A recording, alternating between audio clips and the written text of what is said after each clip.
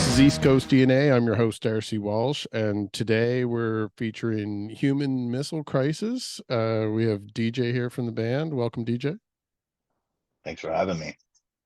So I do know a little bit about the band, but you're a fairly new band on the scene. Yeah. Been around since 2019. Is that accurate? Yeah, we've been around a bit before that too. It was a project that started working on in about 2017. Okay. But we didn't start playing shows until 2019. Yeah.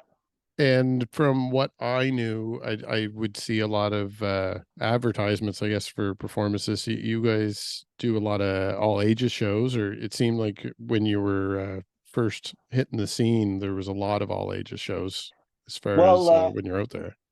uh, not too many, but our very first show was an all ages anti-bullying show in Cape Breton. It was Hmm. in Sydney there at the Undercurrent Youth Center. So we're all from Cape Breton Okay. originally, but we're all from the Glace Bay, Dominion, Gardner Mines area, and we grew up playing shows in Sydney. But my rhythm section, they moved to Dartmouth.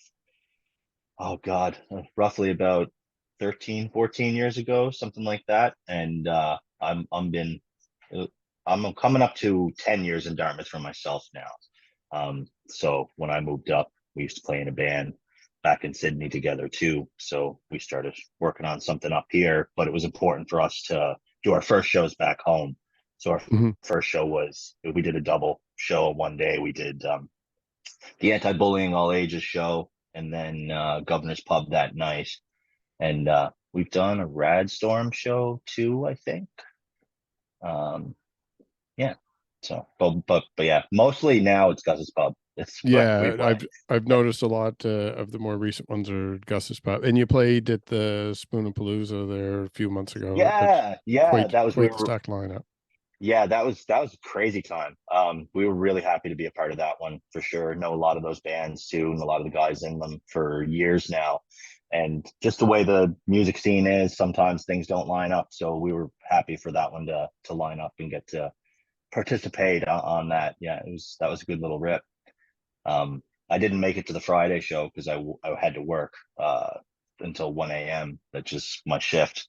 But yeah, the Saturday show stuck around and was there right to the bitter end, and it was quite the ripper, that's for sure. Yeah, that's something that a lot of like on the fan side, a lot of people don't realize too. Like you see a stacked lineup and you're like, oh, this is awesome. I'm going to catch all these bands in 2 or 3 days. But the bands themselves don't necessarily get to catch all those bands in the 2 or 3 days because they have This is full-time true. jobs or other band commitments. Maybe they get to play a gig in another city too. Like, Yeah, this is true. So I ended up didn't realize, but I ended up having tickets for the John Doerr comedy show that happened the same night that we played. So it worked out that our set time was early, mhm. and so and then I had to bounce, go pick up my girlfriend, take her over to the comedy show, and then the second that was done, drop her off home, and I went right back to the show and caught the last like three bands. So it Yeah, was pretty. It that's worked out, but it was I was also bummed that I couldn't stick around too, right? yeah, yeah, And yeah. I'm like pretty anal when it comes to that. Like if I'm at a show, I want to stick around. I want to see every band, right? Mhm. That's kind of a big part of my life. So Yeah, a traveling lot of and seeing this music. is I always like to go early and talk to the bands that are opening and find out like where they came from and where they're going. They usually end up being the headliners within a couple of years too. So it's really where like the podcasting stuff kind of comes from too, is Yeah, that kind of yeah, I content. got you. Yeah, I always loved just the music scene and everything that comes along with it, the interviewing side and musicians and playing shows and even down to the promoters and all the politics and the business and all that stuff too. It's a whole other world, but I love every bit of it. Really, been in it for a long time now. So And the band itself is there's three of you all together in the band? yeah, so we're a three piece. I guess you could call us. We don't really know what we are because we're a bit between punk rock, some hardcore influences. Some people seem to settle on garage rock. Hmm. So I just tell people we're garage rock or garage punk or something like that. We're loud is what I like to It's say mostly. it's funny you were kind enough to share a few tracks from the upcoming album there. And when I was listening to it, it as far as trying to label it, I did know like there's obvious punk elements to it. Like probably closest comparison that I had immediately would be like UK subs, the kind of Yeah, 70s, late 70s punk. yeah, But there are elements to it that you can tell where it's a more modern band.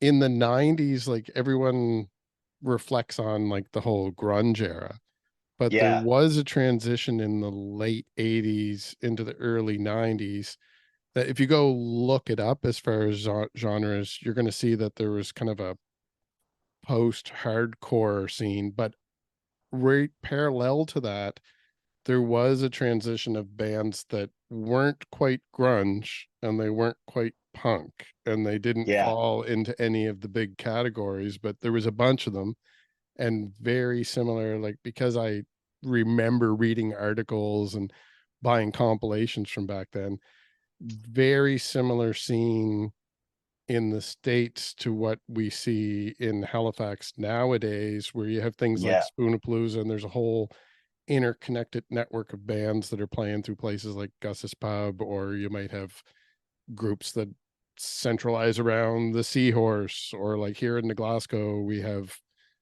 Shoebox Studios. Like there's a whole bunch of little scenes everywhere that don't all fit into one genre, but within those yeah, networks, everyone can play together on one yes, lineup. It's 100%. Yeah. yeah, Um, it blurs those genre lines, but I could definitely see where you would have a hard time labeling. You could say punk, but it's not really punk, yeah, and yeah. it's Like not I really said, garage. a lot of the time I just tell people that we're loud. Yeah, Like, yeah, I was just like, we're, because there's I have a lot of friends too that are not in the music scene at all. So, and they just like to go and see live music occasionally or whatever. But if you tell them, yeah, we're garage rock, they'd be like, well, what's that? I don't know. I don't yeah. know what that means. So I just tell people that, bring some earplugs, and I do a little bit of singing and a little bit of yelling in between and that sort of thing, right? But yeah, it's funny with the sort of UK sort of style sound, and that's all really my. I'm a big fan of the older.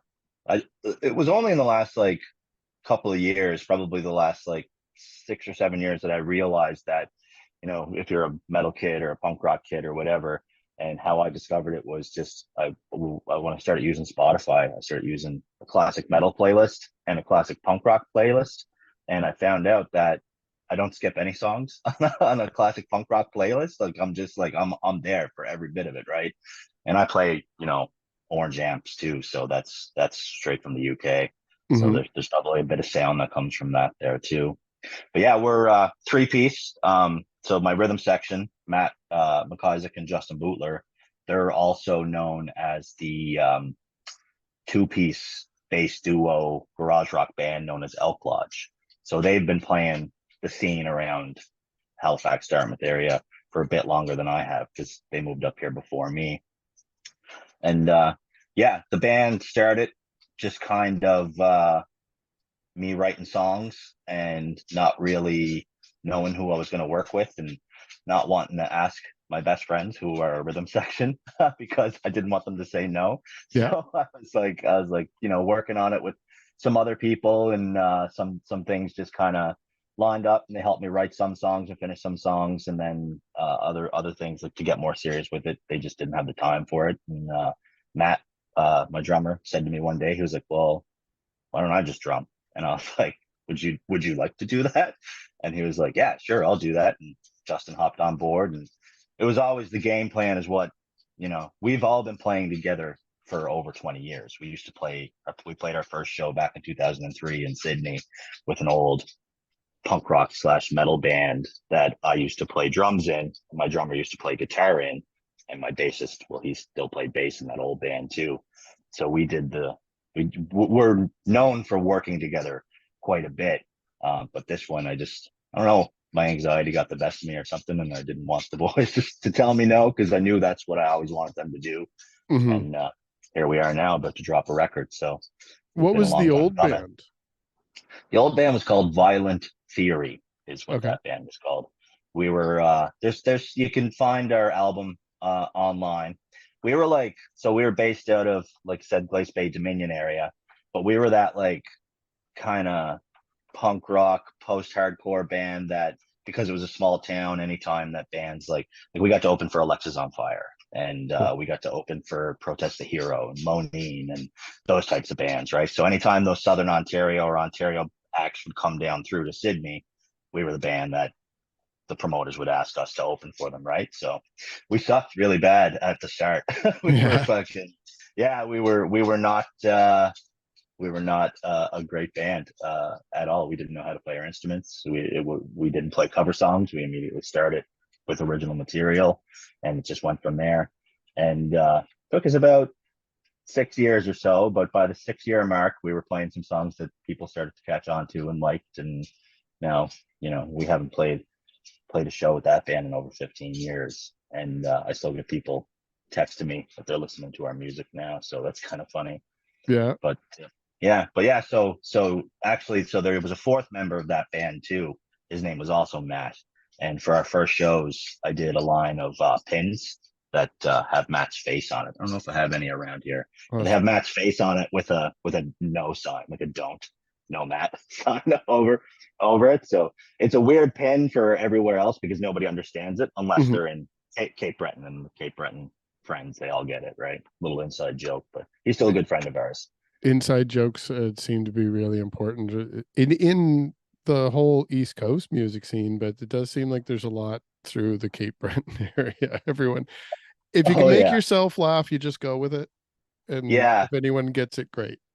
yeah. You kind of have to, and that's part of that too. Like growing up in Cape Breton, that's like that was one thing up here that I was kind of not getting used to. Was there's a lot of like we like our mixed genre shows, but up in Halifax, because there's so many bands, there's a lot of not mixed genre shows too. You got your metal shows and your hardcore shows and your punk rock shows and that sort of thing. And I was never used to that. I was always used to a hip hop act playing with a metal band, playing with an Sure. electronic band or a rock band because that's what we had, So and I love that sort of aspect of it.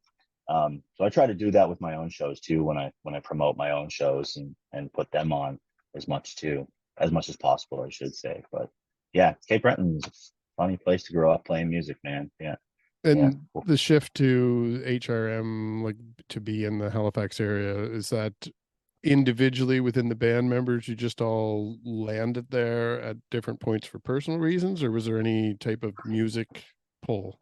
Yeah, no, it was Matt and Justin. I think they were just tired living in Cape Breton for a while, and they moved up to Dartmouth. I don't know if they moved up together or separately, but if they didn't move up together, very quickly they roommated together and they were living together, and that's where Elk Lodge started. Just because they used to play in a band together, and Hmm. now they're roommates. So we got bass, and Matt hopped on the drums, and they kept that going. And Elk Lodge is fantastic. They're one of my favorite bands, like of all time. Seriously, highly recommend checking them out.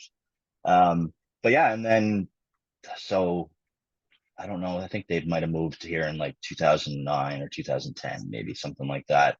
And I didn't move to Dartmouth until 2013, and it was just for work. And next thing I know, you know, we're all living in like a 10-minute walking distance of each other in downtown Dartmouth. And though it was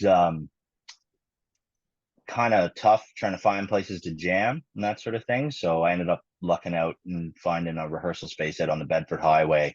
And once I found that's when things really started to take off, where we'd start our weekly sessions, be able to get loud, start working on some things. And I was working with other musicians first before Matt and Justin came into that, but I was working on it for a little while.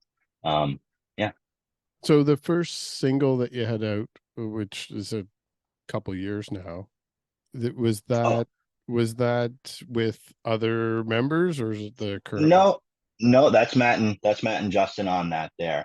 So with the other members, there were like Liquor Store Stories, the song that's about to drop Mhm. tomorrow. Um, it was weird because it was like I was jamming with these other guys, and so Brent, my friend Brent, he was on bass, and my friend Jeremy, he was on drums. And then I would start working these songs out myself, bring it to them, come back. Me and Justin would be in my living room one day having beers, and Justin would pick up the bass, and then he'd help me figure out, write a bridge for one of the songs or something like that. And then I'd bring that back to Brent and Jeremy. And then we would just sort of work that out. But between the both of them, they just didn't have the time to commit to the project, which was totally fine. But everybody who knows me knows that when I go in on something, I'm going in like all in on a project sort of thing, right? Yeah. And yeah, so with that, like collectively, a lot of the songs were written by myself and then brought back once I started working full time with Matt and Justin. I brought back to them, and then I just basically say, "Do your thing." Like, I'm not going to tell you what beat to play. I'm not going to tell you what bass line or anything like that. Like, and that's kind of where we get our sound to. A lot of uniqueness and individuality is coming out in our instruments specifically because I designed this project with being able to work with people and just see what they do, and that changes what I do, sort of thing. That's the way I work. And for your recording process, then did you end up collaborating and recording it like kind of live off the floor again afterwards, or is it all mixed? So the album that you've been hearing the most recent tracks from that haven't been released yet now, that was all recorded live off the floor. Hmm. And then we took the bass and drums from that, and some of the guitar and some of the vocals are still on it. But then I went to another spot. So yeah, it was recorded live off the floor at the Sonic Temple with Hmm. Lil Thomas, and then we took that, and my friend Braden Camermans, who did he did the Humble Creatures track. So that was a recording project at the NSCC. He had just asked us Oh, because he was Sleepy Kicks, the band Sleepy Kicks. I don't know if you're familiar with them or oh not, yeah, yeah. but they ended up. I just ended up meeting them because of the rehearsal space that I run. So I booked the bands and get the keys made for the rehearsal space. And the day that I booked them and got them into the rehearsal space, that's when I met Braden. Braden said, well, it's coincidence that we're meeting because I have this. I'm in the music business and recording program at NSCC. I need a band to record a song for. He was like, "Would you like to do that?" So the first day, that was the very first day that I met him, like within like 10 minutes. So then we had a whole recording project set up, right? So we went in, yeah, for Humble Creatures at the first. That was just done live off the floor. And then went back with Braden at NSCC and did the overdubbing guitars and vocals, Hmm. that sort of thing, and no click track.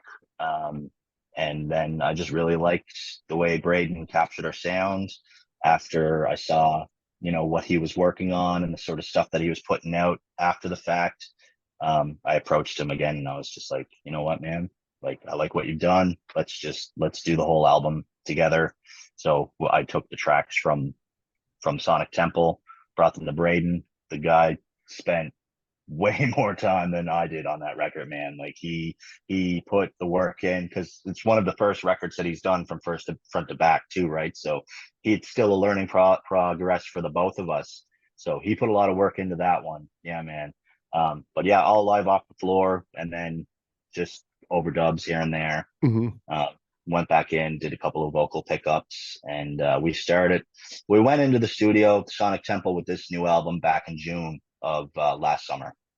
And then it wasn't until the fall that I was really started to pick up, like, it was all based around a financial thing too, right? Because you got to pay money to get this sort of stuff done. So once I had the funds to get it going, then I approached Braden again, and in yeah, I think it was the fall. I can't remember what month it was, and we pretty much been hard at it ever since.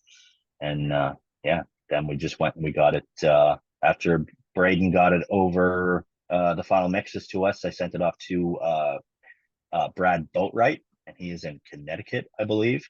He runs his own mastering studio that's called Audio Siege. So if you're familiar with, he just did the remaster of Sleep's Dope Smoker. Okay. So that he did like some High on Fire stuff, Code Orange, some bigger, well-known, heavier bands. But it was my friends in Fire Valley Fire, another Cape Breton band, that introduced me to him because the guy does really good prices for vinyl mastering. So So that's what it was. That's what we're working at right now. Is we're going to release it on tape, CD, and vinyl. Vinyl's going to come later because it's a bit more expensive to do, but it's all coming. You're gonna So have to tell your friends to circle back around. Sleepy Kicks, we're on here. It's been a while now. Not a full okay, year ago. Not a full year ago, but it would have been last fall. yeah, And yeah. Fire Valley Fire, I'm aware of from Oh singles, man, but we've yeah. not had them on yet either. So They are definitely tell them fantastic, man. tell them they're What a invited on. We crank yes, out a couple yeah, more episodes for sure. 100% will do that. Yeah, I'm sure they would love to do that. Yeah, we're doing our album release shows with Fire Valley Fire too. So we're gonna do those the end of August, August 25th, August 26th. 25th is gonna be at Daniel's Ale House in Sydney, and August 26th is gonna be another Gus's show in Halifax. So Gus's Pub, and we got Fire Valley Fire and another band called the High Tide on both of those. Cool. Um, and then we have actually Elk Lodge is going to play our Sydney show, and a new upcoming band in Halifax called Lazy Horse is going to play our Halifax show. Might add another band to that one too, just to make it a big party in Halifax. But Yeah, absolutely. And is yeah, now that's the week that the album's released. yeah, It'll be on streaming services. Is there a physical media copy yeah. coinciding with that? So I'm trying to line up tape and CDs. I should be able to. I can't see as long as I get everything that I need to the guys by the end of this week. I should have uh, the tape and CDs for um, the end of August. So that's a game plan right now. Awesome. Yeah, Definitely something to keep an eye out for. yeah. I've always had a collection that was a little out of control as far as volume, but now I have a shelf that's starting to weigh down with autographed ones from meeting all these Oh bands. yeah, it's starting to bend at the middle. I guess is Yeah, it? yeah. I Yeah, might have to replace it with some steel shelving or something at some point here. yeah. Everybody does seem to, even if it's in limited runs, everybody seems to be putting out some type of physical media. Yeah, yeah. And that's just kind of like the generation that I grew up into. Hmm. It's like I have to put it on CD. Nobody's got a CD player in their car anymore. Nobody, but I have to put it on CD. Like it's Yeah, just like I may have one of the last cars that came with a CD player. And it's right yeah. now in the garage, so I mean that's telling you something. I bought my car brand new in 2016 with 17 kilometers on it, Honda Civic, and I got in the car like a week later and bought it was I had I think it was and Queens of the Stone Age CD like Clockwork, and I was stoked, and I got in the car and I was like, wait, I didn't know that my car didn't have a CD player, Yeah, and then I was like looking for it, and I was like, well, I guess not. This is the thing that I didn't know they're was the trying to thing, force but it into the seam somewhere on the dash. They're yeah, like, just that's like got to be where it pull goes. out yeah exactly pull out the console and just start looking for it. Yeah. So you do have a single out now from the album, and then another one that may be out by the time people are even listening to this. Okay, so what we did was so Humble Creatures is already out. Hmm. That was out in 2021. Uh, so there is a on punkrockradio.ca, there is an episode of the Sewer Spewer show. It's all Hmm. just a bunch of uh punk rock and like there's like some metal. It's like lot of punk rock and hardcore and that sort of thing. So our track Liquor Store Stories is the first. It's the title track of the album, and it's the first single. It's going to be released. Well, it'll be tonight at midnight, so Friday. It's going to be on all streaming services, that sort of thing. But if you go and you go to the Sewer Spewer, you can download that episode. I think it's episode 36. I think I can't remember. But you listen to that somewhere around the 11-minute mark, 11-minute 20-second or something like that. So if people go and look and download, they can find the track is out there right now, but Awesome. just on that one spot right now is where it is, And and in your email. your link tree has a pre-save option for the full Yeah, album. yeah, pre-saves there. Um, oh no, it's not the full album. It's just for the Single. single, Okay. just for the single right now. Yeah, and then I'm gonna just switch that as it goes.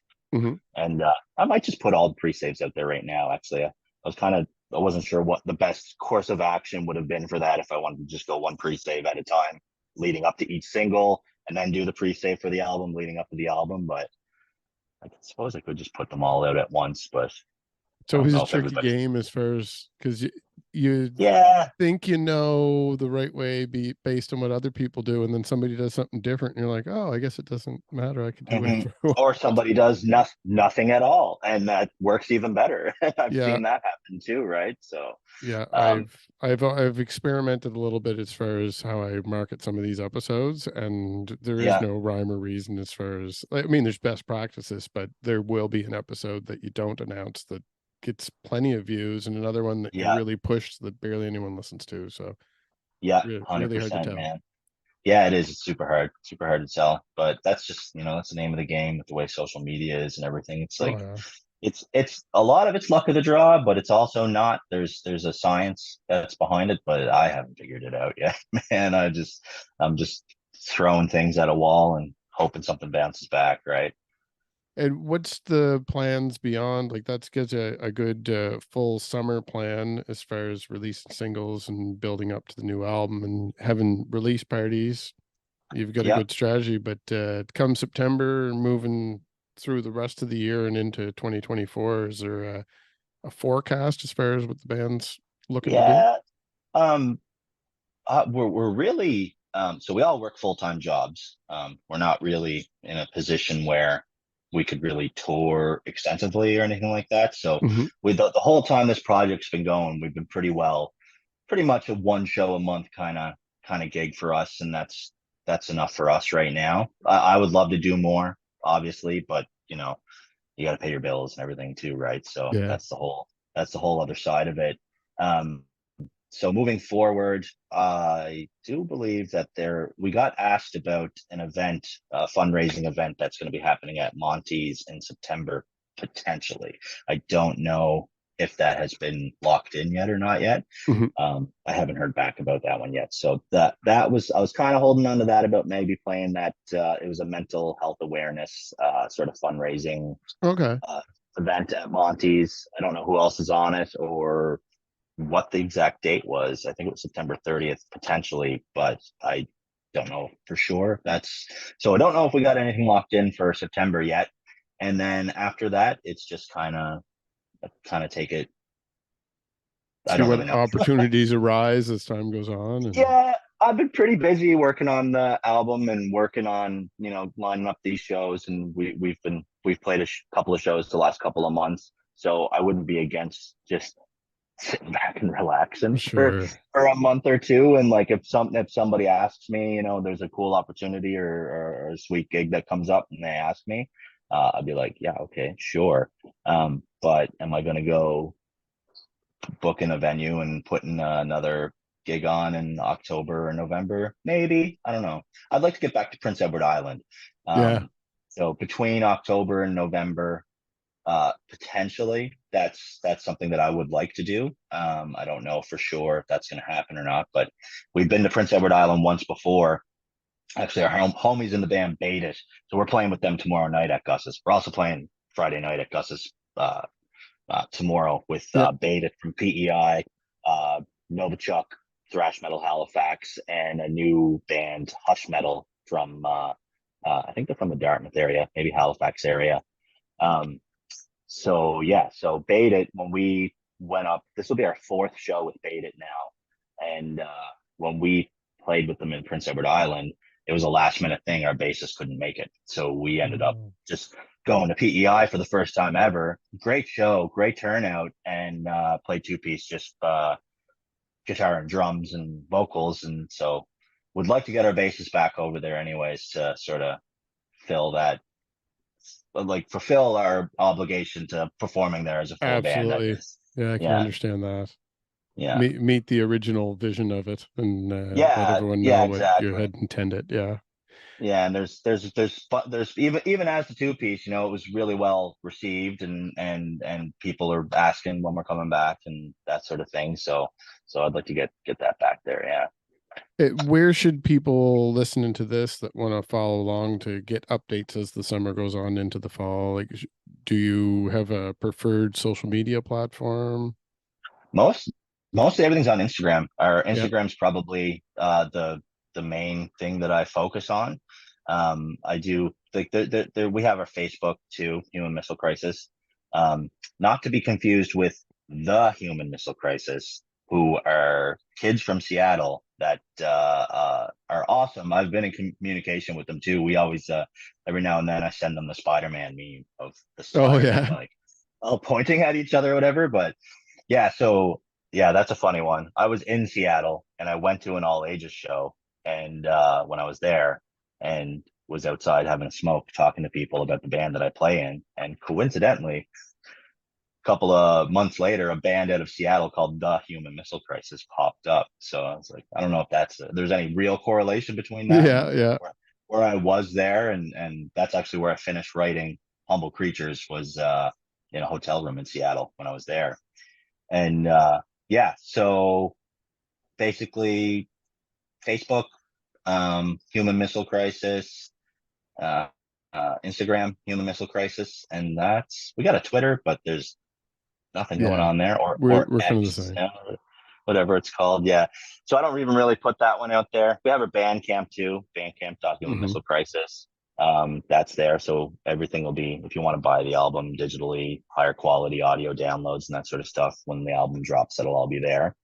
Um, yeah, that's those are the main ones. I have YouTube too, but it's kind of weird because it's like my personal YouTube that I switched over Yeah. um to that, and we don't really have any official video content. It's just like cell phone videos of our rehearsals and that sort of thing. But some people have gone there, and I think we got like 30 subscribers or something, you know? Yeah.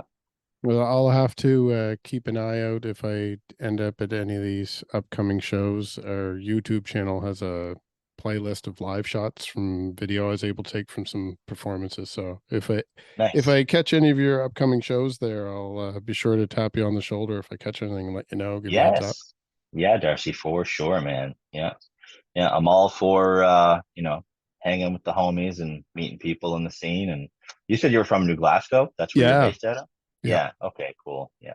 Nice. Yeah, we've got a lot of activity down here this summer with different genres. I think we're due for maybe a little bit of stabilization as far as what venues people are going to, but it's lately there's been a little bit of everything going on here. So Yeah, yeah. Hopefully maybe we get down there closer to you yeah, too. That'd be fantastic. yeah, it would be Yeah. awesome. And as far as sharing your music with people, I did steal a snippet from Blackwater for the intro to this episode, so people at least got Sick. a little taste from that. But Yeah. you did share at least 4 tracks from the new album with me here. Is there one of those that you'd like to play off this episode with and give people a better taste? Uh yeah, we could Haunted Homes not released yet, or then it's not going to be a single, so you can maybe throw that one in there too. Perfect. Um and that would be something new that people can hear before the album drops. Yeah. Great. That's awesome. Well, we'll play off with that. Everyone watching, be sure to go out there and follow Human Missile Crisis online. Know the Know that. and Yeah. if I'm uh, if I'm thorough enough, there may even be some links down in the description below here. Sweet. And Yeah, be man. sure to catch these guys coming up live at the end of August. You got a few different options if you're around Nova Scotia, and if you're not in Nova Scotia, you have plenty of time to plan a trip over. That's right. Yeah. All No right, excuses. exactly. Well, thanks for your time, DJ, and we'll Yeah. be keeping an eye out for more to come. Yeah. Thank you, Darcy. It was my pleasure. Okay now. You don't